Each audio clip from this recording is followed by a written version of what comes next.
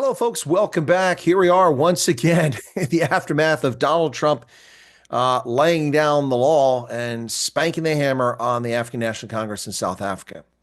But they're not alone. South Africa's political parties seldom agree on much, but several are in lockstep agreement on one thing, namely that Pretoria is allowed to insult Washington and President Trump with impunity, undermine U.S. national security interests, ignore South Africa's own constitution, and if the United States is unhappy about that, well, too bad. Gimme, gimme, gimme. Welcome back once again. This is Chris Report, and he assured me that St. Simon's Town and Boulders. Folks, this is Chris Wyatt reporting from South Africa.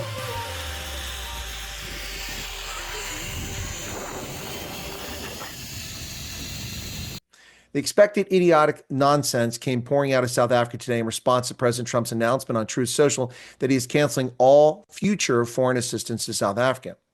You said that you were going to cut aid from South Africa. Will you plan to cut aid across other African nations, and why South Africa? No, it's only South Africa. Terrible things are happening in South Africa. The leadership is doing some terrible things, horrible things. So that's under investigation right now. We'll make a determination.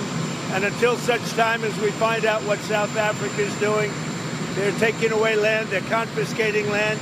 And actually, they're doing things that are perhaps far worse than that. Make no mistake, folks, South Africa is a sovereign nation. However, since January 20th of 2025, the United States is once again a sovereign nation as well. Washington is under no obligation to gift money and preferential trade privileges to countries that actively undermine its national security interest and or oppress their own population.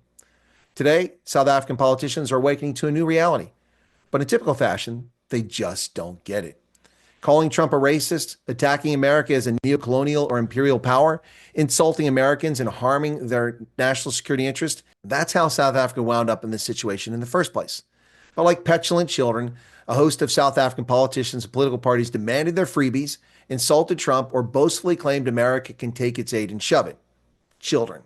So predictable.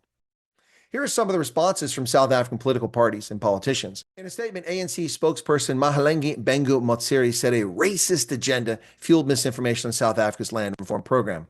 She said the party strongly condemns AfriForum's misinformation campaign, which is now echoed by Trump. AfriForum? AfriForum has been trying to get DC to recognize ANC malgovernance for over a decade with only limited success. And even if AfriForum claimed that they contributed to this, it's not on account of AfriForum. Cyril did this. The ANC did this. And the feckless Democratic Alliance's lack of response convinced Trump that it was time to end American generosity. Too many slights. Pretoria. President Cyril Ramaphosa has reaffirmed South Africa's commitment to engaging with international partners on issues of mutual interest. That's what she said. Only you're not committed. Private, polite diplomatic approaches failed to get you to address the Lady R situation for over 7 months. Only when Ambassador Reuben Brigady embarrassed the ANC in the press did you pay attention. Now, Ramaphosa signed the unconstitutional expropriation without compensation bill into law just a day or so after speaking with Trump on the phone without ever mentioning that he was going to sign this controversial legislation. Contrary to what she claims, the ANC does not work with international partners. You insult them, take them for granted, and demand money from them. For their part, the Economic Freedom Fighters had a press release that came out, and the EFF President Joseph Malema described Trump's statement as offensive and undermining South Africa's sovereignty. Well, Julius, we all know, is a Mampara. How does this undermine your sovereignty? We just aren't giving any more handouts to a middle-income country. Get over yourself, Juju. He said, and it's a reminder that our reliance on foreign aid and foreign direct investment surrenders us to the will of imperialists who use money to dictate the economy and policy direction of Africa.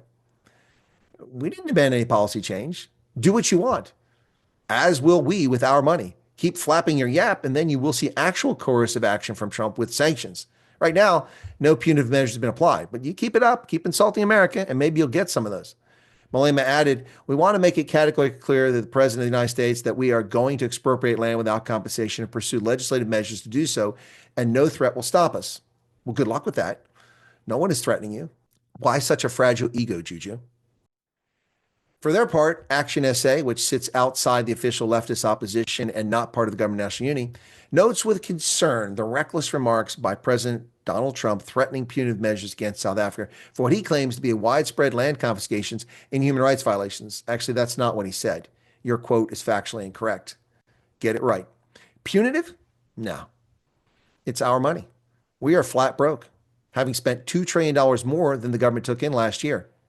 You do what you want, as will Washington. Now, given the role the U.S. president plays in global affairs, it must be incumbent upon President Trump to receive more balanced counsel on matters pertaining to South Africa. As South Africans, we take our hard-won sovereignty very seriously and do not appreciate clumsy attempts to change our country based on the agendas of those around the president. Better counsel, clumsy attempts to change your country. I suggest you take a step back away from the bitter Betty fog you find yourselves in. Do what you want. It's not your money. USA is under no obligation to give you money. You don't have to change anything, but we owe you nothing. And you expect us to give you money when you do things contrary to the U.S. national security interest? I don't think so.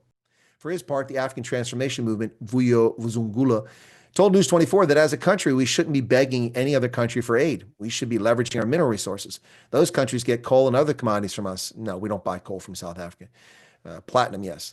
But when they want to, they corner us and say, do this or we stop the aid. I'm sorry, Zungula, but the ANC has looted the resources for 3 decades. There was more than enough money to meet your needs. I suggest you do a survey of Malema and others' homes in Sandton and Sandown for starters and begin your expropriation there. And no, we don't demand. You are sovereign. Do what you like. But the U.S. is also sovereign and owes you no money. We've got this power, but we don't leverage it. It's kind of a mindset that we have to change. The dangerous thing is that our domestic policies will always be subjected to the influence of the world powers. This guy's really clueless. It's your decision. Do as you like. But the gravy train is over, Zungula. And while you're talking about you have the power that you're not leveraging, you do have power that you're leveraging. This idiotic liberal white guilt about world events, blaming the Western world for colonialism and racism, imperialism, when every ethnic group around the planet has exhibited that trend throughout history. Their guilt has allowed you to get away with all kinds of crap for 30 years. No more. On Substack, Rise Mzansi's leader, Songezo Zibe, said Trump's announcement was a knee-jerk reaction. No, it's not. You're not paying attention to what he said in the news interview at Andrews Air Force Base, and you're not paying attention to events. South Africa has repeatedly undermined the U.S. national security interests in a host of different things, from the Lady R incident to support for the Hamas terror group, to the International Court of Justice bogus genocide case against Israel, to South Africa's failure to stand up and participate in the Gambia's genocide case against Myanmar, to South Africa's failure to call out China for its abuse and genocide against the Uyghurs, for South Africa's position supporting Russia's invasion of Ukraine and failure to remonstrate them for that, to South Africa's endless list of egregious offenses against American national security interest. It's not a knee-jerk reaction. Trump has upended diplomatic relations and cultural, political, and trade ties between South Africa and the U.S. No, the ANC did that. It's just that for 31 years, Washington looked the other way, but no more. And as far as cultural, political, and trade ties, there's no trade involved here. You get no trade from us giving you $500 million a year. Now, that is coming. AGOA suspension's in the cards. So then you can make this bogus claim later on, and you'll be correct. And his presidency will be a very rough ride for nearly every country in the world. Now, he previously mentioned Trump's trade tariffs on Canada, Mexico, China, and other states. Canada, Justin Trudeau resigned over Trump's pressure and threat of tariffs. Mexico relented, accepted illegal immigrants, set up camps for processing them on their side of the border, and just now agreed to deploy 10,000 Mexican army troops to the border. Trump gave them extra 30 days without sanctions. We'll see if they continue to comply. China just agreed to meet over tariffs. Panama kicked China out of the canal zone just hours ago. Colombia relented within an hour of Trump being on the golf course and threatening with 25% tariffs. It seems to me that the threat of tariffs and the imposition of tariffs is going pretty well thus far. May not play very well with the European Union, but it's working very well with these other countries. Now, the Freedom Front Plus's Dr. Cornel Mulder is one of the few politicians and political parties that actually has a balanced approach to this. President Trump's sharp critique of state abuses such as expropriation in South Africa and the threat that America will cut millions of dollars in funding to the country should be taken very seriously. The ANC should know they are not hollow words. The Freedom Front Plus will cooperate with an investigation in this regard, just like in the past when the party did all it could to inform the international community of events such as farm murders in South Africa. The party is also calling on America to focus its efforts on the ANC's leadership and relevant individuals and not on ordinary South Africans who are already suffering the consequences of ANC abuses such as corruption and mismanagement. The time has come for the West, and especially America, to send a loud and clear message to South Africa's government. The oppression of minorities and looting of the country have to stop. I'd have to agree with him. Now, University of Limpopo professor Dr. Mechi Makoba said the U.S. and its allies were not impressed with South Africa's siding with Gaza and argued the U.S. was sending a message to all developing African countries. Well, that's not true. The message would have been sent sooner than it was. The message was sent now for two reasons. Cyril Ramaphosa signed the expropriation without compensation law into existence in violation of South Africa's constitution, and knowing full well the United States opposed that, and it was in violation of the Africa Growth and Opportunity Act standards. That wasn't enough. But then the Democratic Alliance, their partner in the government of national unity, did nothing to stand up and try to reverse this.